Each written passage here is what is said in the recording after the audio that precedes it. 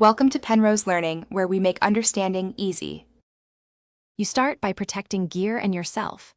Unplug power and remove power from the mixer or amp while you inspect. Once done, visually check speaker cones and grill, then swap or replace signal cables to confirm whether the noise follows the cable. You should also move the speaker to a different outlet or circuit to test ground-related hum. Make sure to keep one hand on ground when touching connectors to avoid adding interference. This is the first actionable step toward isolating the buzz. Now you methodically identify internal versus external causes. Connect a different amp or phone as a source to see if buzzing persists.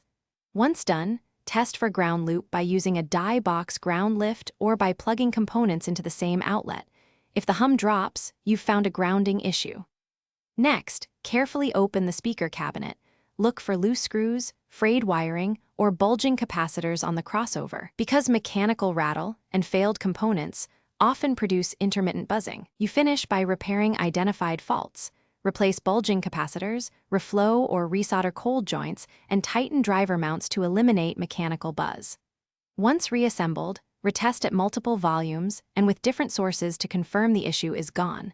Listen for harmonics and frequency-specific hum. If buzzing persists, add ferrite beads to cables or use an isolation transformer to break ground loops. If these steps don't work, contact a professional repair technician. Describe what you tested to speed diagnosis. Thanks for watching. If this was helpful, leave a like and consider subscribing. See you next time.